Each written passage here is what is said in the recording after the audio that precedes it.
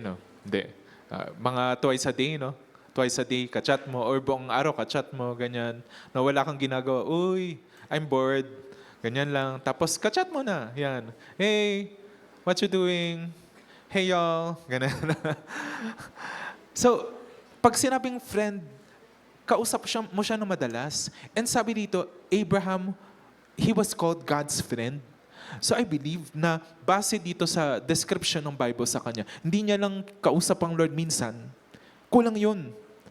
Kausap ni Abraham ang Lord ng maraming beses. No? Siguro sa umaga, and then sa gabi, and then sa kalagitnaan ng araw, and then minsan tatawagin siya ng Lord, mangungusap sa kanya, and then minsan siya naman lalapit sa presensya ng Panginoon, kakausapin niya. No?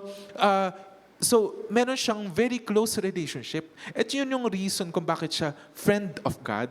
So, naitatag natin na si Abraham was prayerful. So, makikita natin dito na hindi porket prayerful ka, religyoso ka.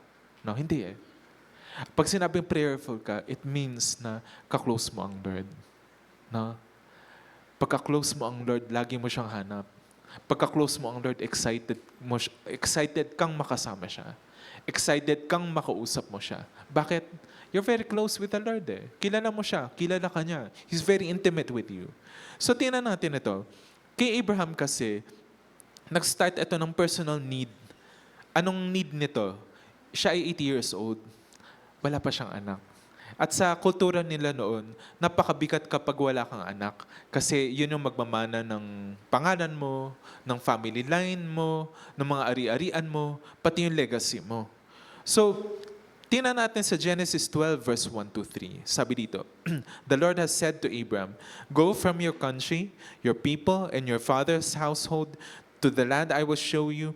I will make you into a great nation. I will bless you. I will make your name great. And you will be a blessing. I will bless those who bless you, and whoever curses you, I will curse, and all the peoples on earth will be blessed through you. So, anong pangako ng Lord kay Abraham? Nung time na to, ang pangalan niya is Abram pa lang, wala pang ha. Abram pa lang, hindi pa siya Abraham. No? May meaning yon. No? Pag sinabing Abram, father. Pag sinabing Abraham, father of many nations. Ngayon, can you imagine, ang pangalan mo ay tatay, pero wala kang anak. Yun siya. 80 years old. 80 years old, ang pangalan niya ay tatay, Abraham, pero wala siyang anak.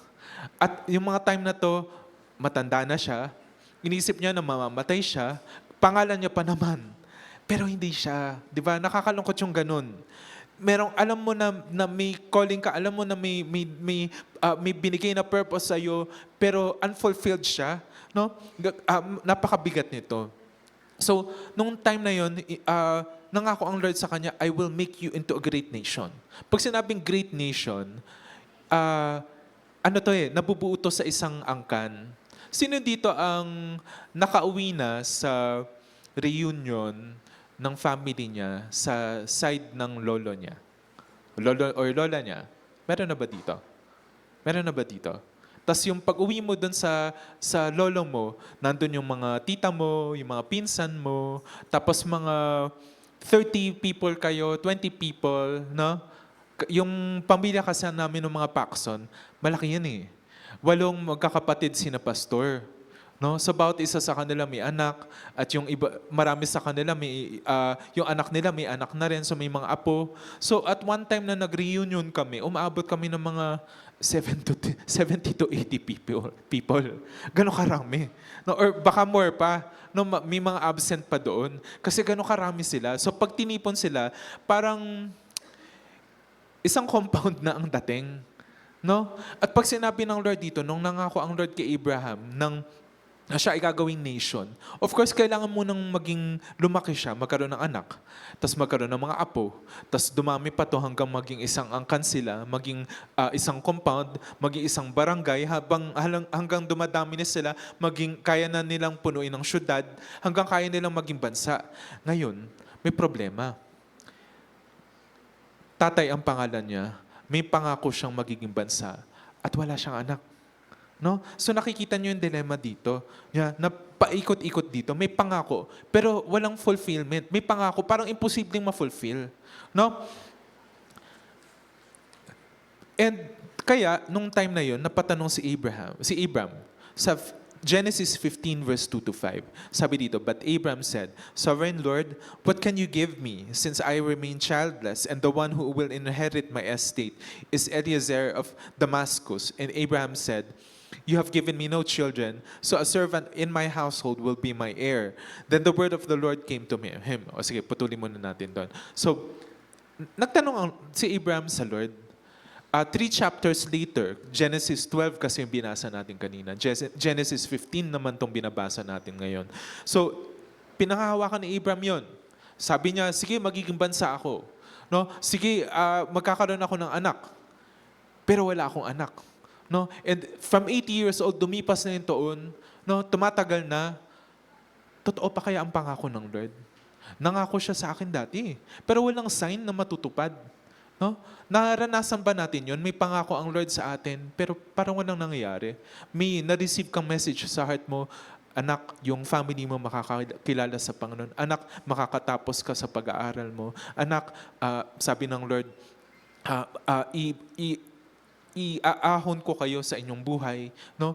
Pero every sign, every event, points towards yung palayo doon, instead na palapit. No? Instead na umaahon kayo, bakit lalong nababaon sa utang? May pangako ang Lord, iaahon kayo, pero wala kayong kuryente today. Ang pangako, yung buong family mo makakakilala sa Panginoon. And then, at this moment, nag-aaway sila, nagkakagulo, lalong ayaw pumunta dito sa church, niyayaya mo, nagmamatigas. Ang daming mga rason. And that was specifically yung experience ni Abraham. May pangako ang Lord sa kanya. Pero parang ang layo nung katugunan. Parang ang layo mangyari nito. So kaya siya nagtanong, Lord, ano ba? Ito na lang ang magiging heir ko. Siya na lang ba ang magiging bansa na nasusunod sa akin? Si Eliezer ng Damascus. Hindi ko siya kababayan, katiwala ko siya, mapagkakatiwalaan ko siya, hindi ko siya anak. Pero Lord, siya na lang ba? Baka pwede na siya. Pero ang sabi ng Lord sa kanya, then the word of the Lord came to him. This man will not be your heir, but a son who is your own flesh and blood will be your heir. Minsan kasi tayo, pag natatagalan yung pangako, tinatry na lang natin mag-bargain sa Lord. Lord, ibababa ko na lang yung standard. Baka pwedeng, instead na buong family, kahit isa na lang yung family member ko na makakilala sa'yo. Lord, o sige, kahit di na ako makatapos ng college, kahit Lord, ano na lang, nitong taon na lang na to.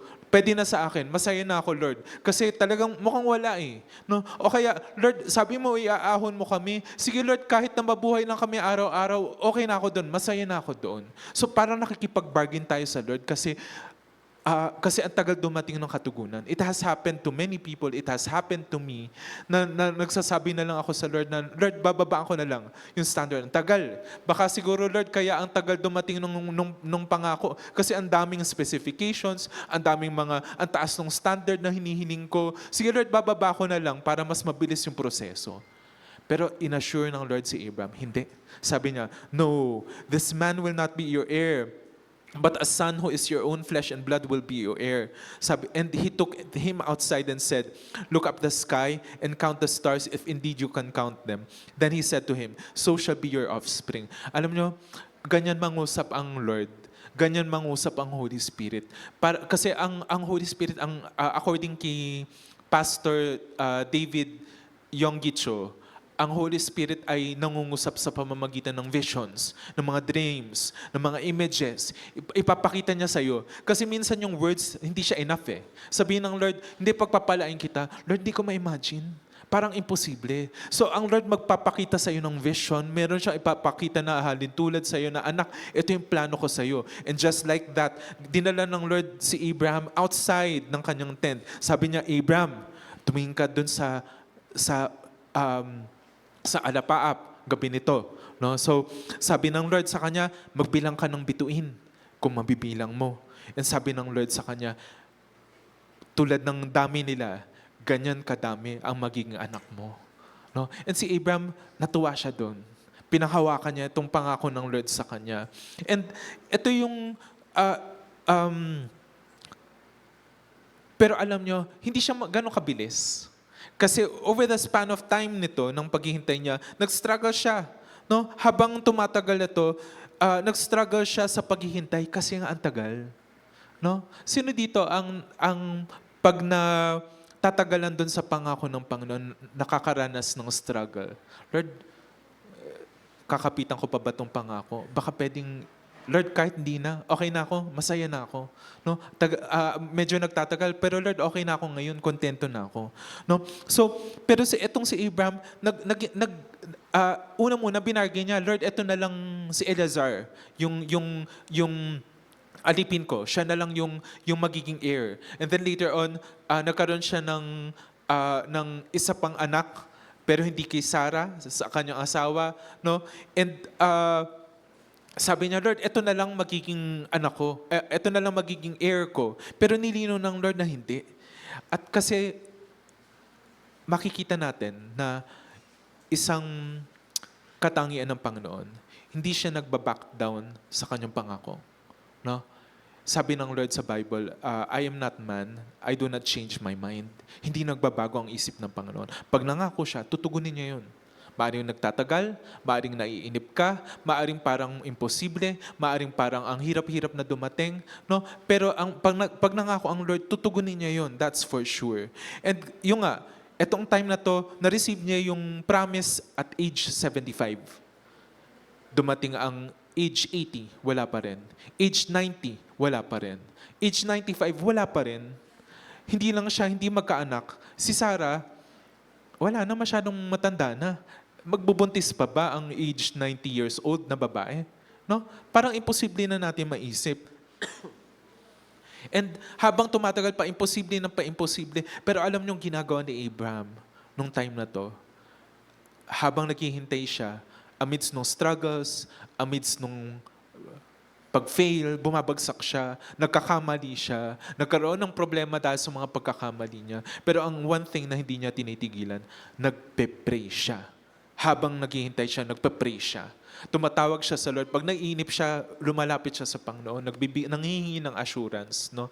And nag-pray siya na nag-pray, na-fulfill ang promise, nagkaroon siya ng anak, ang pinangalan niya ay Isaac. And etong si Isaac, naka-receive ng promise, pinasa niya to sa kanyang anak na apo ni Abraham, si Jacob, kung saan na nag-start na ang Lord ng pagpapalaki ng bansa nila. Kumbaga after 3 generations. Imagine, 3 generations bago na fulfill ito. And throughout the years ng waiting na to, pray siya ng pray. Sabi rin ni Pastor David Yonggitcho, yung pag nagpa-pray ka, yung vision, yung pangako, para mo siyang pinagbubuntis. No, sige, mga bata pa naman kayo, so I'm pretty sure na wala pa nakaranas sa inyo na mabuntis. No? Lalo na sa mga lalaki. No? So, pero yung pagbubuntis, hindi siya yung pag nabuntis ka, parang kinabukasan, ayun na, nakalabas na. No? Hindi siya ganun kabilis lang. No, it takes how many months sa pagbubuntis? 9 months. So, sige, very good. Alam niyo yung biology niyo. So, nagtatagal siya. At habang tumatagal to, minsan pahirap ng pahirap. Kasi nga yung tinatawag na birth pains, na pasakit ng pasakit, yung nagkakaroon na ng start ng labor. No? Pero ganun daw sa pangako ng Lord sa atin. Habang pinagpapray mo siya, pinagbubuntis mo to, na later on, lilitaw siya. Na lahat ng moments ng pag-aantay mo, lahat ng moments ng pagpapray mo doon, sa wakas, marireceive mo na rin siya. No? Similarly, makikita natin na the longer the prayer for something, the greater yung fulfillment. Minsan, matagal dumating yung katugunan kasi malaking bagay yung ibibigay ng Panginoon. Kaya huwag kang mainip. No? Lalo na kung something big ito, kung napakalaki nitong bagay na hinihiling mo sa Panginoon, it may take time, pero it's worth it. Hintayin mo lang, huwag kang tumigil sa prayer. Yan, sige. That is why legacies are not born just by one short prayer. Ang legacy, pinagbubuntis to ng matagal na panahon. Si Abraham, no, dinala niya to for 25 years na pinagpapray niya. Tapat ba ang Lord? Nakalimutan niya ba si Abraham? Hindi. Nangyari ba to? Yes. Maaring nagtagal, pero dumating pa rin in God's proper timing. It is kept through long periods of persistent prayer, a lifestyle of prayer. Yung hindi mo to tinitigilan, hindi mo to tinatantanan. No? So, what can we learn? Because of Abraham's prayer lifestyle, a legacy of faith was started in his family that would carry not just up to his grandchildren, but generations to come. So dahil dun sa kanyang prayer, naitatag yung legacy ng kanyang pananampalataya. Alam mo yung naipasa niya, yung pagkakilala sa Panginoon. No? Sa Romans 4:16-17, sabi dito, therefore, the promise comes by faith so that it may be by grace and may be guaranteed to all Abraham's offspring, not only to those who are of the law, but also to those who have the faith of Abraham. He is the father of us all, as it is written, I have made you a father of many nations. He is our father in the sight of God, in whom he believed, the God who gives life to the dead and calls into beings things that were not. So sabi dito na si Abraham ang naging ang tawag dito, lahat ng mga nanalig ay anak niya, no, sa pananampalataya. Kasi minana natin yung pananampalataya. And imagine, kaya pala ganun katagal 'yon. Kasi ang dinadala niya na pangako at legacy, hindi lang yung anak niya lang, kundi etong anak na to na magiging tulay para eventually makaabot sa iyo ang pananampalataya ni Abraham. Makaabot sa bawat isa sa atin yung pananampalataya ni Abraham. Kita mo, ang liit-liit ng expectation ni Abraham, pero napakalaki kasi ng plano ng Lord. Kaya minsan nagtatagal talaga. So maaring tayo inisip natin, Lord, simpleng magulang ko lang naman. Ang tagal naman bago sila maligtas. Pero kasi hindi lang yun eh. No? Mula sa kanila, may mapagpapala pa doon. May mga pamilya na maliligtas pa mula sa magulang mo na madadala mo dito. No? At yung paghihintay mo, it is a testimony kung maghihintay ka in prayer. Number 2, Moses. So mag-fast forward tayo 300 years later, pero hindi pa tayo fast forward sa katapusan. Fast forward lang kay Moses. And etong legacy na to na stuck sa Egypt, lumipat na sila sa Egypt nitong time na to, no? And hindi na sila makalabas doon. And bukod pa doon, alipin sila. At may tinawag ang Lord na isang tao para start yung motion ng legacy mula sa pagsustay doon sa Egypt para makapunta sila sa promised land, si Moses. And itong si Moses, hindi ko na binilang kasi ubod ng daming record doon sa Bible na lalapit siya sa Lord, kinausap niya ang Lord, no, magmi-minister, tas babalik sa presensya ng Panginoon. Itong si Moses, prayerful to talaga to. Hands down, prayerful talaga tong si Moses. So, from the moment ng planning, ng pagliligtas ng Lord doon sa Israelites nung nasa Egypt pa sila, until nung nasa wilderness na sila at malapit na silang pumasok sa promised land, pabalik-balik si Moses sa presence ng Panginoon. Tingnan natin sa Exodus 3. Ito yung unang encounter ni Moses sa Lord. When the Lord saw that he had gone over to look, God called to him from within the bush, Moses, Moses. And Moses said, Here I am. Sa verse 7, the Lord said, I have indeed seen the misery of my people in Egypt.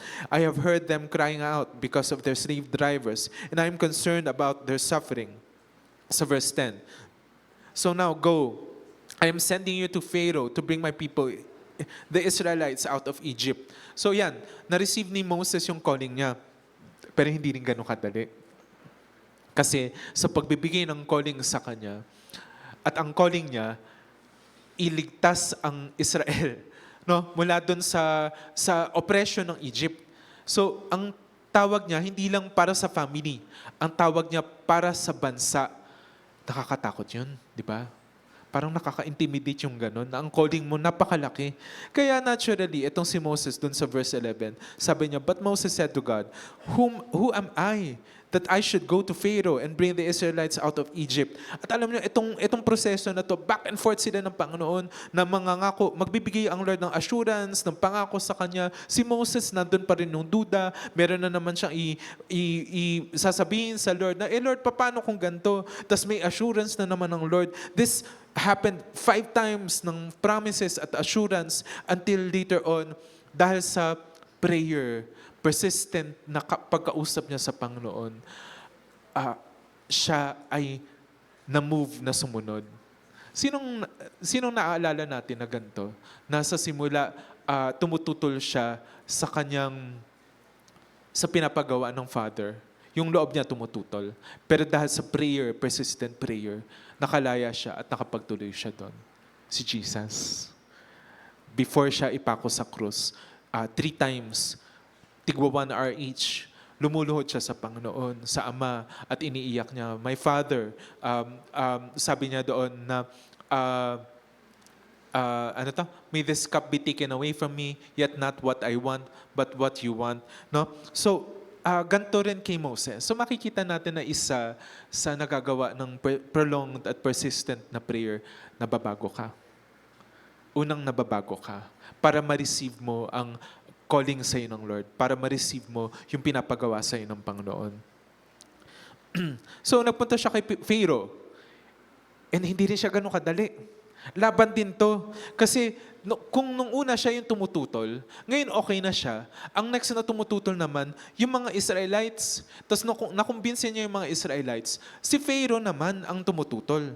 And kino-confront niya, wina-warn niya, sinasabihan niya, let my people go. Itong si Pharaoh, ayaw niya, sabi niya, no, I will not let your people go. At inutusan ng Lord si Moses na mag-perform ng signs and wonders, and 10 times nagbagsak ng parusa ang Panginoon, yung 10 plagues na tinatawag, na kung saan na naging dugo yung ilog ng Nile, kung saan na iniswarm sila ng mga langaw, ng mga bukbok, ng mga palaka, ng mga balang, ng mga locust, no, at hail at iba pa, no, until ni-let go sila.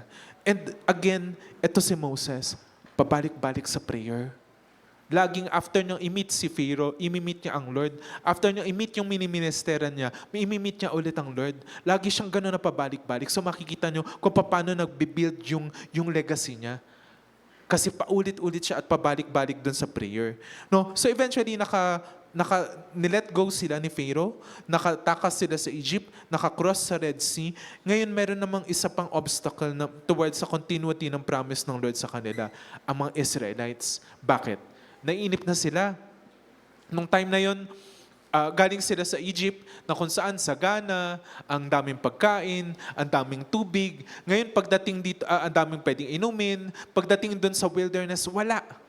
No? Mayroon doon insekto, mga ahas, mga alupihan, mga bato, buhangin, walang tubig. No? Nakakapangina. Ang hirap.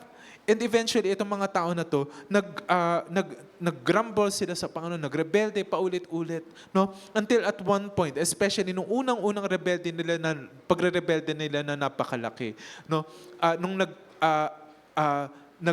nagpagawa sila ng calf, ng baby cow, kumbaga, na idol na sinamba nila kasi nga natatagalan na sila kay Moses at saka sa Lord. No? And sa Deuteronomy 9:13-14, sabi ng Lord kay Moses, and the Lord said to me, I have seen this people, and they are stiff-necked people. Indeed, let me alone, so that I may destroy them and blot out their name from under heaven, and I will make you into a nation stronger and more numerous than they. Imagine receiving that news. Kausap mo ang Lord. Sabi ng Lord, gugunawin ko ang bansa mo, ikaw lang matitira. Tapos ikaw, pararamihin kita. Well, it's nice na, yes, nakasurvive ako. Pero hindi, nakakatakot yun eh. Yung mga kababayan mo, yung mga family members mo madadamay dito. No? Kaya dun sa 18-20, sabi ni Moses, then once again, I fell prostrate before the Lord for 40 days and 40 nights. 40 days and 40 nights na nagmamakaawa siya sa Panginoon. Lord, please, wag niyong gunawin ang Israel. Lord, please, wag niyong wasakin sila. Wag niyong patayin ang bayan nito. No? And sabi doon, I ate no bread and drank no water. Nag-fast siya for 40 days, 40 nights para lang ipakipaglaban ang Israel at hindi sila magunaw. Sabi ni Moses, because of all the sin you have committed, doing what was even in the Lord's sight, and so arousing His anger, I fear the anger and wrath of the Lord. At one point, sabi ni Moses, nangangatog ako sa takot. nung narinig niya tong word ng Lord. Kasi, for He was angry enough with you to destroy you. But again, the Lord listened to me. And then, talon tayo sa 26 to 29. I prayed to the Lord and said, Sovereign Lord, do not destroy your people, your own inheritance, that you redeemed by a great power and brought out of Egypt with a mighty hand. Remember your servants, Abraham, Isaac, and Jacob. Overlook the stubbornness of all of this people, their wickedness and their sin. Otherwise, the country from which you brought us will say, because the Lord was not able to take them into the land He was promised them, and because He hated them, He brought them out to put them to death in the wilderness. And nakinig ang Panginoon sa kanya. Gaano katagal? 40 days and 40 nights. Again, mabilis bang magtayo ng legacy? Hindi. Etong legacy na to, muntik ng magunaw. No? Okay na, nakalaya na sila sa Egypt, isang bansa ng Israel. Pero at one point, muntik na silang matupok, muntik na silang maubos. Kundi lang dahil nag-pray si Moses, 40 days and 40 nights siyang nasa presence ng Panginoon. No? And dahil sa prayer ni Moses, na-save ang Israel. At may Israel pa rin ngayon na kung saan na doon galing na pinanganak ang Savior, si Jesus Christ. At doon mako-connect na tayo mismo nakakilala sa Panginoon dahil dito sa pangyayari din na to. No? So, next slide. So, take away natin kay Moses. Because of Moses' prayer-filled lifestyle, his nation was saved many times from danger and from their sins. No? Minsan, kasi pag nanonood tayo ng balita o kaya kapag naririnig natin yung mga basta yung mga balita, nakakadismaya eh. Parang sawa ka na sa bansa. Sawa ka na pinagpipilitan nilang magkasya ang Noche Buena sa 500. Tapos ngayon, ano pa ba ito? May bago pang balita na lumabas eh, na pinagkakasya nila ang, nalimutan ko na ang, may narinig ko, 500 sa, bukod sa Noche Buena, may isa pa eh. Nalimutan ko. Ha? Ano? Year? New Year. Ayun, New Year naman. Hindi yan. Hindi ko matandaan. Pero anyway. Tapos, yung dismaya sa school, yung dismaya sa municipality natin, sa mga taga-Imus, sa mga taga-Bacoor, taga-Gentry, at kung saan mang sulok ng Cavite, at sa Cavite itself, nakita natin na yung mga bagay na nakakadala kasi ang traffic, no? Ang traffic, ang gulo, may nakawan, na-snatchan dito, taas ang crime, no? Tas parang ang hirap umunlad. Pero sa mga moments na to, meron kang magagawa dun eh. Kapag pinagpe-pray mo siya, makikita mo yung pagbabago. Alam niyo yung mga nakalagay dun sa prayer list natin during prayer meeting. Di ba may mga nakasulat dun na mga prayers dun sa bansa, sa Israel, sa mundo. And alam niyo nakakatawang part doon, isa-isa silang na tutugunan. Yung mga pinagpa-pray natin, natutugunan yun. Bakit? Pinagpa-pray kasi constantly, paulit-ulit. Kailan pa in-start na pinag-pray yun? Since 1986 siguro? Nung pinanganak itong church, nandun na yung ilan doon, tas nadagdagan na lang na nadagdagan, pero pinagpa-pray, hanggang eventually nagbabago. No? Ano bang maibibigay ko na halimbawa doon? Siguro sa akin, personally, nung time nung pandemic, meron akong, pag nanonood ako ng balita, meron akong mga politicians na kinaiinisan talaga. Kasi lagi silang kontra dun sa programa. Kumbaga, ang hirap umusad ng programa ng government nung COVID times kasi lagi na lang na may tumututol. Tapos nagpa-pray kami as family noon. Tapos ang prayer ko specific, sabi ko, Lord, tanggalin mo siya sa pwesto. Tanggalin mo siya. Hindi ko napapangalanan na. Ayoko maging political yung usapan natin eh. So, pinagpapray ko yung mga set ng mga tao na yun, natanggalin ng Lord doon. Tapos, ang dami kong kinafo-frustrate doon, yung galaw ng government doon, nung COVID, yung pamamalakad ng DOH, lalo na doktor ako. So, nakikita ko kung gaano ka inefficient siya, kung gaano ka problematic siya. And at one point, na-frustrate talaga ako. Sabi ko, anong magagawa ko? Isang tao lang naman ako. Anong magagawa ng yung boses ng isang tao lang sa pagbabago ng bansa? No? Meron ba akong magiging impact habang pinagpe-pray ko itong bansang Pilipinas, itong sitwasyon ng COVID dito? Kasi isang tao lang naman ako, tapos wala naman ako nakikitang pangyayari. Pero alam nyo, nirebuke ako ng Holy Spirit at that time. Ang in-impress sa akin ng Lord noon, pinatingin niya ako sa Book of Daniel. Sabi niya, tingnan mo tong Book of Daniel. Isang tao lang siya, si Daniel. Nag-pray siya para sa bansa. Pero bunga ng prayer niya, ni Daniel, no, yung impact ng prayer niya naglalast hindi lang sa mahabang panahon, kundi even now. Yung prayer niya nangyayari even now. No? So makikita mo kung gaano ka-powerful yung prayer. Kahit isa ka lang nagpe-pray, kahit feeling mo isa ka lang nagpe-pray, pero malaki ang nagagawa niyan. So kung may pinagpapray ka dito sa bansa, kung meron kang pangarap dito sa bansa, sa bayan mo ng Imo, sa bayan mo ng Bacoor, sa bayan mo ng Dasmariñas, no? Ituloy mo yan. Or mga municipality na hindi ko na nabanggit, ituloy mo yan. Kasi ang Lord kikilos dyan. Nakikinig siya sa iyo dun sa prayer na paulit-ulit mo. At malay mo na isa to, kumbaga may part ka dun sa legacy ng pagbabago dito sa lugar natin. Kasi kasama kang nagpa-pray.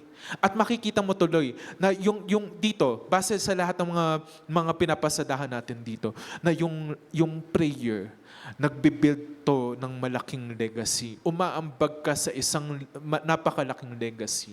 Yung pangyayari, yung change, yung tides nitong mundo. No? Umaambag ka dito habang nagpe-pray ka. Tulad ni Moses. One man, isang tao lang siya na nag-pray, nag-intercede para doon sa Israel. Pero isang tao lang sapat na para hindi magunaw ang Israel. Alam mo na, isang tao lang sapat na para mag-pray ng revival. Totoo ba yun? Isang tao lang sapat na para mag-pray ng revival sa classroom mo, sa school mo, sa barangay mo, sa lugar mo, sa mga angkan mo. No? Isang tao lang sapat na. Number 3 na i-illustrate ka. Si Jesus naman. And ito, hindi ko na binilang kung gaano kadaming times na nag-pray si Jesus na nakarecord dun sa Bible kasi napakarami talaga. At dito, nakadetalye talaga yung lifestyle of prayer na sinasabuhay ni Jesus habang tao siya dito sa mundo. No? Sa Mark 1:35, sabi doon, very early in the morning while it was still dark, Jesus got up, left the house, and went off to a solitary place where he prayed. So makikita natin na bago siya mag-start ng araw niya, prayer. No? Bago siya mag-go through sa kanyang ministry, prayer muna. Number 2, he spent the whole night praying before he selected his disciples. Sa Luke 6:12-13. One of those days, Jesus went out to a mountainside to pray and spent the night praying to God. When morning came, he called his disciples to him and chose 12 of them, whom he also designated apostles. So dito naman, pipili siya ng mga tao. At itong mga tao na to, hindi sila basta kung sino lang. Very crucial, very critical ang selection niya, ang choice niya. Kasi itong mga tao na to ang magbe-bridge, ang magtutuloy nung legacy ni Jesus dito sa mundo. No? At ito rin magtutuloy nung itinatayo ni Jesus na paghahari ng Kingdom of God dito sa mundo. Kaya napaka-critical nito. Kaya ganun din kahaba. Gano'n siya katagal nag-pray. Sabi dito, buong magdamag. Again, ang legacy hindi nabubuo sa isang short prayer lang. Ang legacy nabubuo sa mahaba, paulit-ulit na prayer. And kaya siya nakapamili nung apostles na nagtayo ng church at nagtayo at nagtuloy nung mission ni Jesus dito sa mundo. After his ministry, nagpa-pray pa rin siya sa Matthew 14:22-23. Sabi doon, immediately, Jesus made the disciples get into the boat and go on ahead of him to the other side while he dismissed the crowd. After he had dismissed them, he went up on a mountainside by himself to pray. Later that night, he was there alone. So makita nyo, pagkagising niya, prayer. Bago ng malaking choice, prayer. Pagkatapos ng kanyang ministry, pagkatapos ng araw niya, prayer.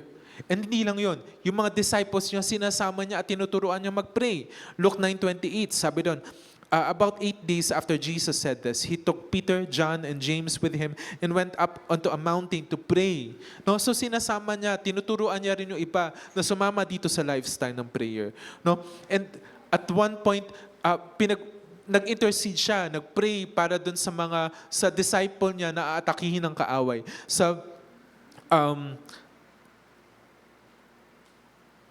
May naskip pala ako. Matthew 19:13. Then people brought little children to Jesus for him to place his hands on them and pray for them. So dito habang nagmi-minister siya, nagpa-pray siya. Pinagpa-pray niya yung mga tao. So makikita mo talagang yun yung pinaka main ingredient talaga ng kanyang ministry dito sa mundo. Prayer. No? And then, at one point na aatakihin ng kaaway ang kanyang disciples, sa Luke 22:31-32, sabi dito, Simon, Simon, Satan has asked to sift all of you as wheat, but I have prayed for you, Simon, that your faith may not fail. And when you have turned back, strengthen your brothers. So, itong si Satan, nagbabanta siya na kunin itong si Peter, ibagsak itong si Peter. No? Pero alam to ni Jesus na sa sense niya na aatakihin siya ng devil at nag-pray siya. And alam mo niyo sa mga leaders, napaka-crucial nito. Sa mga moment na inaatake yung mga cell members natin ng enemy, may mga crisis na pinagdadaanan, nanghihina sila sa pananampalataya, ikaw ang kanyang saklay para makatayo. Paano mo siya maitatayo? Number one, and very important talaga, prayer. Ipag-intercede mo siya. No? Ipakikipaglaban mo siya. No? Yung mga nawawala ng mga cell member, yung mga nawawala na kinoconsolidate natin, yung mga nawawala ng mga na-share natin, no? Prayer talaga ang ating armas para dito, para makapagtuloy sila sa Panginoon. And then, nag-pray pa siya para kanino? Sa mga future believers. Ito, number 7. So imagine that, yung mga generations na darating, ikaw, ako, tayo lahat, kasamang pinag-pray na ni Jesus. Sa John 17:20-21, my prayer is not for them alone. I pray also for those who will believe in me through their message, that all of them may be one. Nag-pray si Jesus ng unity ng church.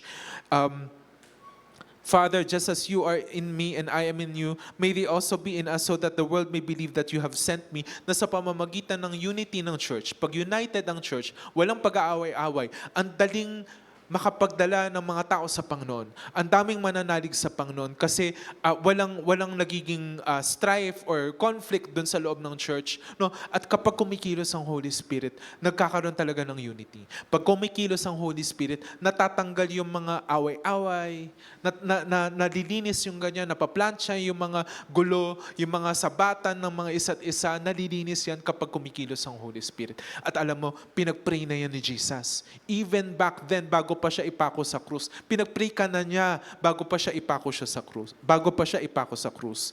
Sa John 17:24, Father, I want those you have given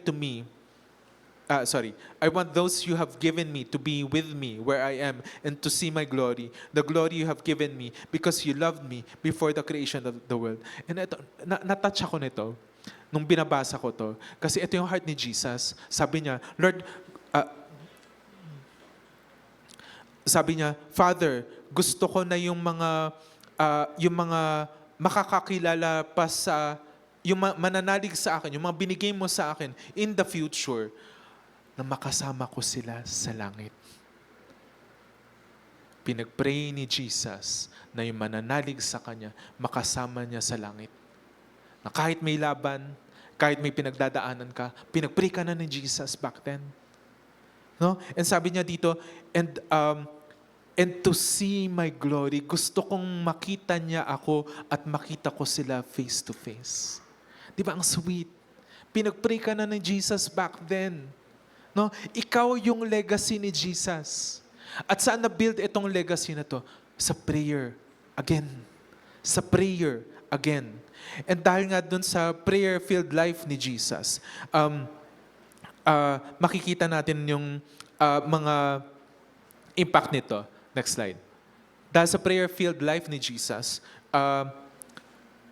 na-select niya yung disciples niya na magtutuloy ng legacy niya. No?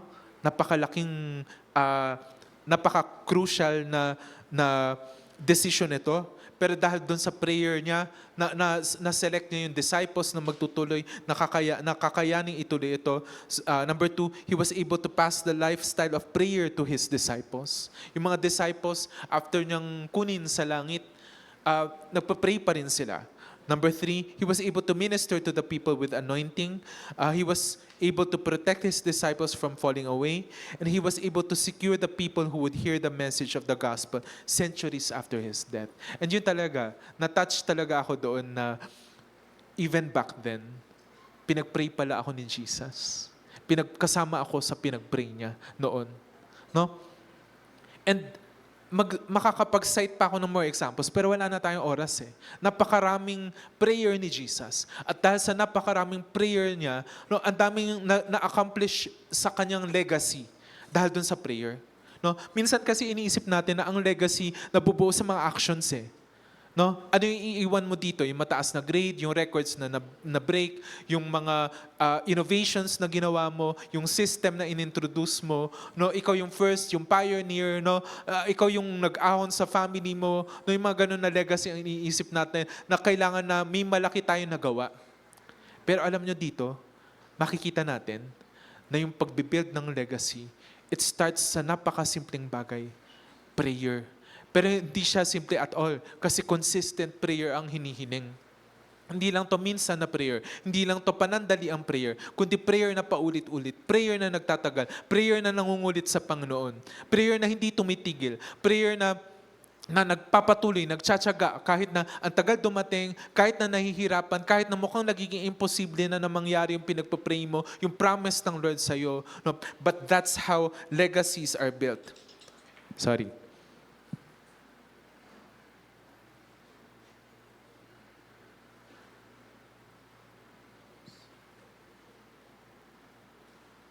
Okay. And in the place nung, and makikita natin dito sa tatlong examples na sinet ko, na dun sa lugar ng calling mo, yung prayer life mo ang nag-e-establish ng legacy mo. Saan ka ba tinawag ngayon ng Panginoon? Maaring tinawag ka sa pagdidid ng cell, maaring tinawag ka sa pag-share ng gospel, maaring iniisip natin, ang liit pa lang na to. Ang cell member ko, 2 pa lang, 3 pa lang. Wala pa akong nalilid sa Panginoon, pero alam ko na yun yung calling. Pero alam mo kung paano lalaki itong legacy na to. Kung paano mabubuo itong legacy na to. Sa persistent na prayer. Persistent na prayer. Walang cell na naitayo ng walang prayer. Walang legacy na naka-align sa Panginoon na naitayo ng walang prayer. Si Abraham, tinawag siya to establish yung family niya sa plano ng Panginoon. Prayer. No? Si Moses, tinawag para mag-lead ng nation. Pero anong ginawa niya para itayo itong legacy? Prayer pa rin. Si Jesus, nagdala dumating dito sa mundo to bring salvation to the whole world. And then, naitatag niya pa rin to sa pamamagitan ng prayer-rich na buhay. So makikita natin na hindi siya afterthought. Pag may oras, magpa-pray. Pag natapos ko ng gawin lahat ng gagawin ko, pag may oras, magpa-pray. Hindi. Ang prayer, ang most critical thing, ang most important thing. Bakit? Kasi kasama mo ang Lord sa pagtataguyod ng legacy. Sabi ng verse sa Bible, if the Lord does not build the house, the builder build in vain. No? Sayang yung paggawa mo, mali-mali ang paggawa mo, palpak yung paggawa mo, kung di mo kasama ang Panginoon doon. Kaya kailangan talaga na sa lahat ng ginagawa mo, kasama mo ang Panginoon doon. Paano mo makakasama doon? Kapag lagi kang nagpe-pray, lagi mong pinagpe-pray yan. no? Ah, and natuwa nga ako dun sa example ni Pastor kaninang umaga. Sabi niya na kapag traffic, natutuwa siya. Kasi yun yung moments na nakakapag-pray siya. And totoo din. Kasi nung time na may clinic ako sa Tagaytay, na mga halos 2 hours ang biyahe ko papunta at 2 hours pabalik. No? To me, hindi siya wasted time. Kasi yun yung mga moments na pinagpapray ko yung cell ko. Yun yung nakikipagbuno ako in prayer, na pinagpapray ko yung mga struggles nila, pinagpapray ko yung pagmamatagas nila, pinagpapray ko yung mga strongholds na pinagdadanasan nila, pinagpapray ko na bumait sila, pinagpapray ko na sumunod sila sa Panginoon, maging masunurin sila sa Panginoon. And mula doon sa mga moments na yon, nakausap ko ang Panginoon, doon sila nagbabago. No, doon na-build yung character nila. Doon, yun yung rason kung bakit ganito sila ngayon. Dahil sa mga moments na yun na nakatago, nakaupo lang ako sa bus, maaring hindi ako nagsasalita, nakatahimik lang ako. No, pero in my mind, nagpa-pray ako, pinag-i-intercede ko every one of them. No, pero yun yung mga moments na yun na may ginagawa ang Lord sa cell ko. Kasi alam nyo, nung time na yun, ang gulo ng cell ko talaga. Yun yung mga time na inaatake sila ng kaaway. Pero yun din yung mga time na kumikilos ang Panginoon. Sa Luke 18, verse 1 to 8, sabi dito, then Jesus told his disciples a parable to show them that they should always pray and not give up. He said, in a certain town, there was a judge who neither feared God nor cared what people thought. And there was a widow in that town who kept coming to him with a plea, grant me justice against my adversary. So, dito nga, may isang widow, may isang parable ito, patungkol sa persistent prayer, patungkol sa pangungulit na prayer. No, meron daw isang isang widow na matayan siya ng asawa. Tapos nung time na yun, pag babae ka na wala kang asawa, powerless ka kasi walang trabaho. Ang babae nung time na yon, sa bahay lang sila, dependent sila sa mga husbands nila, at ang dali nilang i-take advantage. And meron injustice na nangyari sa kanya. Ewan natin, maaring ari-arian na kinuha, pamana niya sana na bigla na lang kinuha ng someone na more powerful, at ngayon lumalapit siya dito sa judge para bigyan siya ng justice para doon sa ipapamana niya. Ako na lang nagdagdag nito ha. Pero kinokonek ko lang to dun sa legacy na pinag-uusapan natin. So verse 4, for some time he refused, but finally he said to himself, even though I don't fear God or care what people think, yet because this widow keeps bothering me, I will see that she gets justice so that she won't eventually come and attack me. So itong judge na to, hindi siya Diyos ha. Corrupt na judge ito. Pero itong judge na to, nakukulit siya. Nakukulitan din pala itong judge. Na eventually sa pabalik-balik na pangungulit nitong balong na to, na nagmamarcha siya sa harap nung korte nitong judge, no, nagsasabi siya, well, ito, bigyan mo ako ng hustisya, justice for me. Tapos yung paulit-ulit na ganun, nakukulitan din pala siya. Kasi hindi na siya makakain. Ultimo sa bahay, kumakain siya, biglang may hihiyaw na naman doon sa labas. Justice! Justice! Ganyan, judge, bigyan mo ako ng justice. No? Tapos nandun siya sa CR, naliligo, may hihiyaw, justice! Judge! Justice! No? Tapos naglalakad siya papuntang opisina, pagtatrabaho na siya, bigla siyang susundan nitong balo. Justice! Judge! Justice! No? Tapos nandun na siya sa kanyang opisina, meron siyang kausap na isang customer, isang kliyente. No? And then hiyaw na naman, judge, justice, justice. And then sabi niya dito, nung simula ayaw niya eh. Pero nung simula, pero kinalaunan sabi niya, kahit wala akong takot sa Diyos at kahit wala akong pakialam sa mga tao, pero ito, dahil sa pangungulit nito, sige na, bibigyan ko na to ng justice. Kasi baka mabaliw na ako dito, baka atakihin niya ako dito. And sabi ng Lord, listen to what the unjust judge says. And will not God bring... Ano yung sinabi ng unjust judge? Sinabi niya na sa pangungulit, ibibigay niya yung kahilingan. Ang sabi ng Panginoon, pakinggan niyo tong judge na to. Kasi may tinuturong prinsipyo ang Panginoon. Sa pangungulit, in prayer, may nakukuha. No? Minsan kailangan mo lang talagang kulitan eh. Minsan ikaw kasi yung tumitigil na, nagsasawa ka na eh. Pero sa pangungulit, may nakukuha. Sa paulit-ulit na pagtawag, may nakukuha. No, maaring ngayon walang nangyayari. Maaring ngayon nagtatagal, maaring nananawa ka na, gumigising ka ng maaga, natutulog ka ng late para ipag-pray ito, no, iniiyak mo to, iniluluha mo siya sa Panginoon, parang wala nangyayari. Lord, meron pa ba? Meron pa bang katugunan? Parang wala na, Lord. Lord, tutuloy pa ba ako in prayer? Pagod na ako, sawa na ako. Pero sabi ng Lord, listen to what the unjust judge says. And will not God bring about justice for His chosen ones who cry out to Him day and night?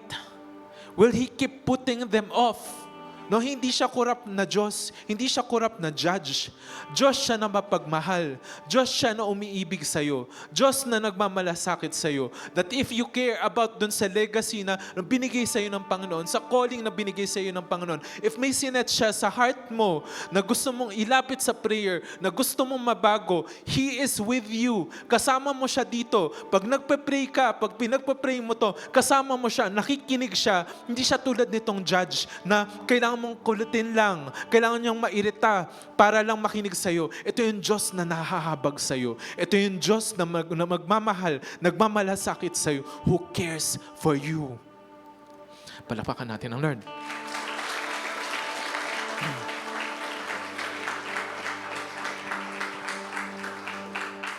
And sabi ng Panginoon sa verse 8, I tell you, He will see that they get justice and quickly. Ang Lord mamadaliin yan sa'yo. Minsan matagal yung proseso, pero minamadali na yun ng Panginoon sa'yo. Huwag kang mainip, minamadali na yun ng Lord sa'yo.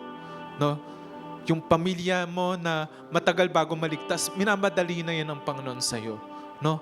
Yung salvation ng mga classmates mo, ng mga friends mo, minamadali na yan ng Lord sa'yo. Huwag kang tumigil sa pagtawag sa Kanya. No? Yung mga mahal mo sa buhay, yung mga tao na namumove ka para madala sila sa Panginoon. No? Habang pinagpipray mo sila, minamadali na ng Panginoon ang katugunan sa kanila. No? As long as you continue in prayer, as long as you persist in prayer, as long as you make it your lifestyle na nagpa-pray ka continually. No? However, when the Son of Man comes, dun pa rin sa verse 8, will He find faith on the earth?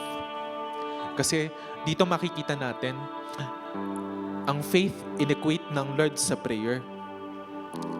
Kapag nagtitiwala ka, nagpa-pray ka pa rin. Kailan ka ba tumitigil mag-pray? Pag hindi ka na nagtitiwala na darating pa yun.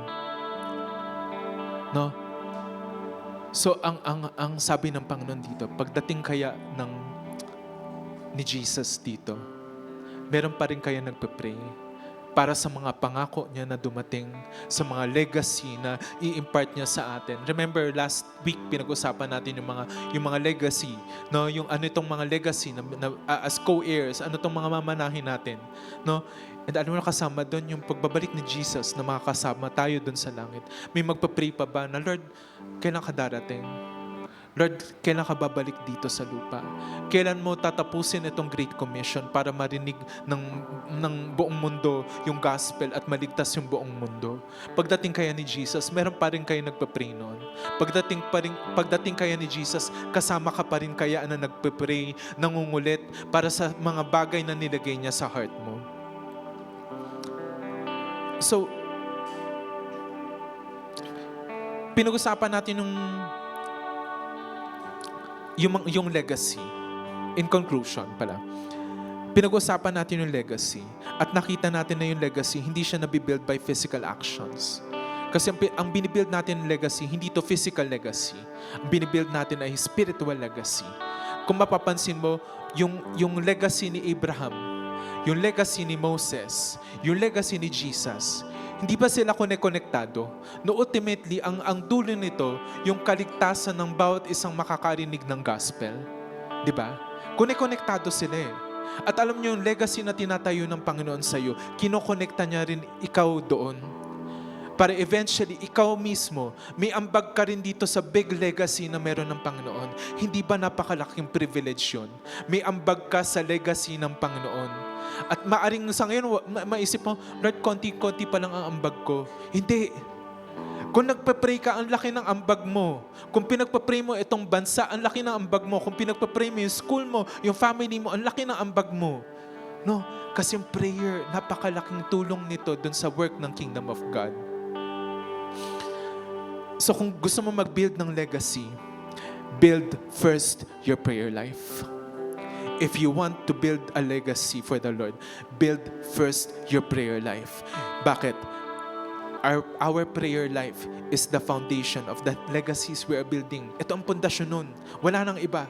Hindi yung action mo. Hindi yung sigasig mo mag-share. Hindi yung dami ng tinuturuan mo. Ang pundasyon ng legacy ay prayer.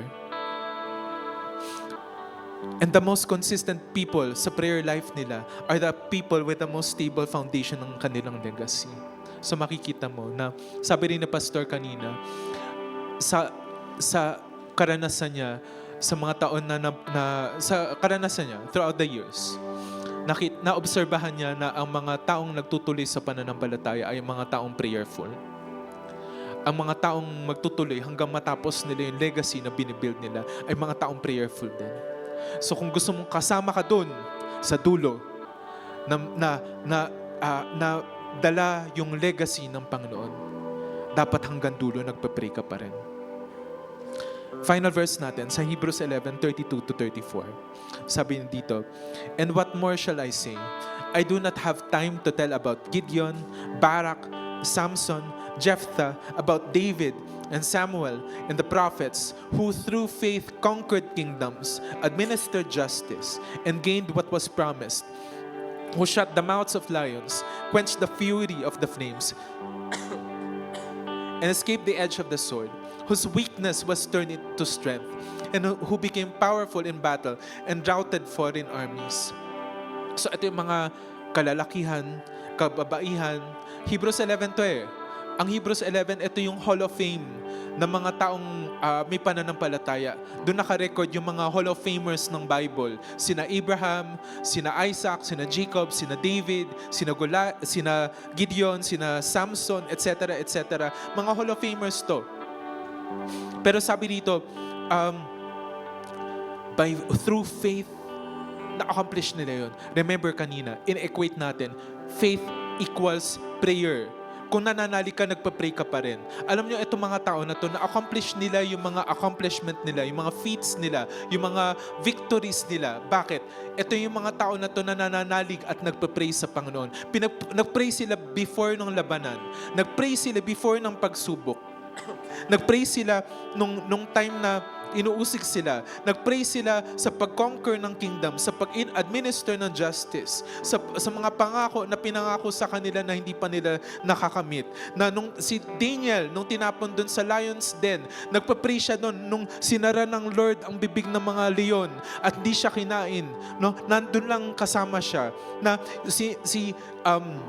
Shadrach, Meshach at Abednego na tinapon dun sa apoy dahil sa pagsamba nila kay Yahweh, no, sa Panginoon. At habang nandun sila, nagpa-pray sila habang iniingatan sila. Lumalakad sila sa apoy, hindi sila napapaso. Lumalakad sila sa apoy, hindi sila natutupok. Bakit? Nagpa-pray sila habang nangyayari to. Building legacies are built in prayer. And bawat isa sa kanila may calling, may part dito. Maaring maliit, maaring malaki, pero bawat isa sa kanila may part. Inilaban nila ito. At ang laban nila hindi physical battle, kundi yung laban nila ay through prayer.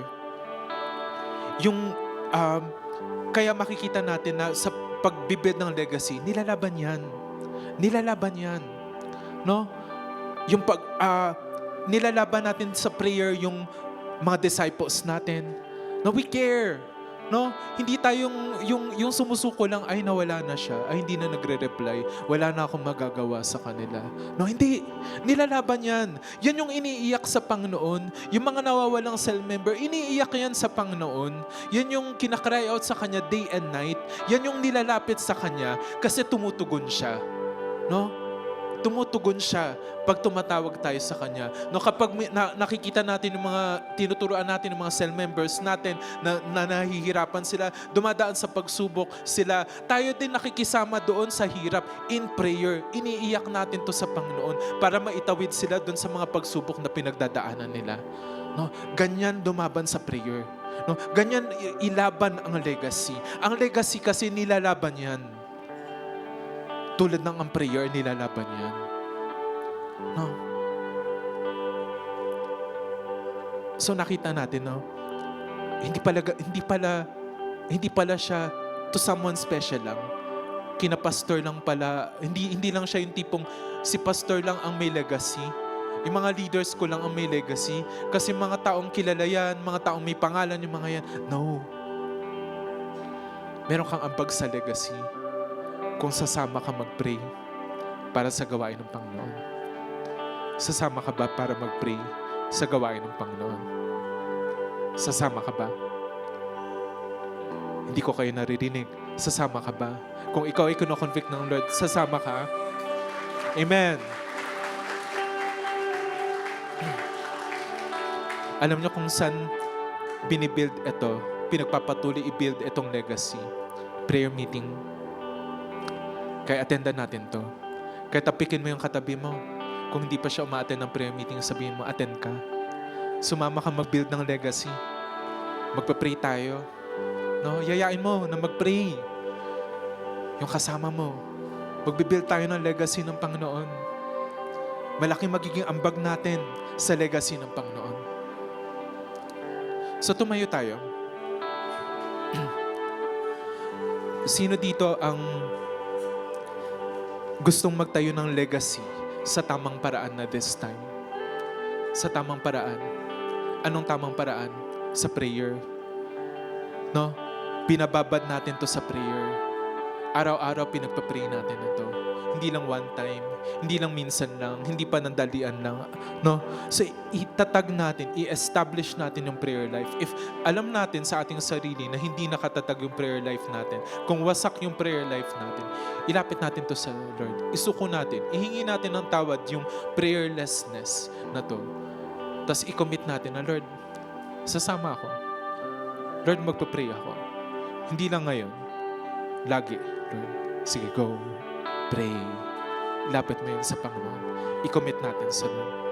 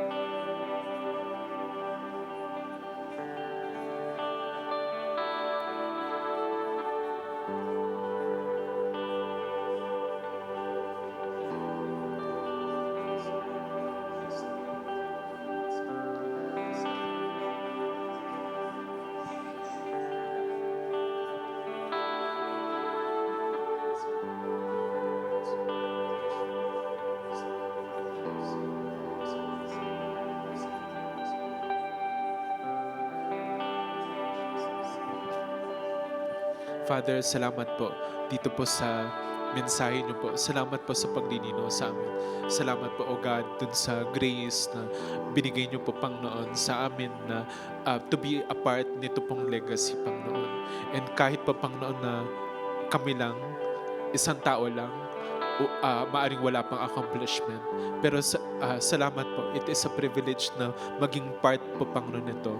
And I pray that you would set in the hearts of everyone here, Lord God, yung desire para mag-pray, yung desire na maging part, Panginoon, nito pong legacy, na day in, day out, Panginoon, sa umaga, sa gabi, sa pagsama sa prayer meeting, na magiging eager kami, Panginoon. Dahil po, Panginoon, may pangako na nabubuo, Panginoon. And Lord, alam niyo po, alam niyo po yung mga pangako na nilagay sa bawat isa, Panginoon, dito. Alam niyo po yung mga pangako na ito, Panginoon. And we pray for that. Sino dito yung may pangako ang Lord na unfulfilled? Taas ng kamay. Sino dito ang pangako ng Lord na may unfulfilled pa? Taas ng kamay. I-remain mo na nakataas yung kamay mo. Ipagpapray ko kayo. Father God, itong mga pangako po, Panginoon, nila, I pray that you would create a breakthrough po, Panginoon, sa kanila, Panginoon. Lord, I pray na ipagkaloob mo po, Panginoon, ito sa kanila. Yung very thing na sinabi mo po sa kanila. Yung very thing na ni-reveal mo po, Panginoon, sa kanila, Panginoon. I pray, pangyarihin mo po, Panginoon, ito, Panginoon. At ngayon, habang sila ay naghihintay po, Panginoon, habang sila po, Panginoon, ay tumatawag po, Panginoon, sa inyo, O God, ilagay mo po, Panginoon, sa kanila yung refreshment, tulad ng ginagawa niyo po kay Abraham, Panginoon, na lagi niyo po siyang pinapalakas, Panginoon. Ilagay mo po sa kanila yung assurance, Panginoon, na anuman yung pangako na yun, it is yes in Christ Jesus. It is yes in Christ Jesus. Surely dadating yun. Surely dadating yun, Lord God. Salamat po, Father. We praise you. We honor you. In the name of Jesus. Amen. Sige, tayo maupo na. Meron bang mga unang nakarating dito sa Sons and Daughters Worship? Pwedeng magpakitaas ng kamay? Meron bang first time na naka-attend dito sa worship? Yan, very good. Invite ko lang na tumayo. Tayo lang. Very good. Meron pa? Meron pa? Yun, very good. Meron pa? Yan, praise God. Meron pa sa summer? Sige, praise God. No? Kami ay natutuwa na nandito kayo, na nakashare namin kayo sa pagpapala ng Panginoon. And gusto ko lang ipag-pray kayo ngayon bago ako bumaba. So remain standing. Father God, nilalapit ko po itong mga unang beses na rating po dito. I pray na i-bless mo po sila with so much blessing, so much abundance po, Panginoon, nang galing po, Panginoon, sa inyo. I pray, Panginoon, na dito po magsimula yung kanila pong lakad po, Panginoon, with you, Panginoon. I-build mo po ang pagtitiwala po nila sa inyo, Panginoon. And hayaan mo po na makapagtuloy-tuloy po, Panginoon, sila sa inyo. I pray, pag-uwi po nila, Lord God, baunan mo po, Panginoon, sila with those good things na nilaan mo po, Panginoon, sa kanila, na masasabi po nila na nanggaling ako sa Lord, at naranasan ko ang pagpapala ng Panginoon sa akin. Salamat po sa pangalan ni Jesus. Amen. Sige, sa mga tumayo ngayon, balikan nyo yung mga nag-invite sa inyo. Meron silang short message lang sa inyo after this. Sige, God bless.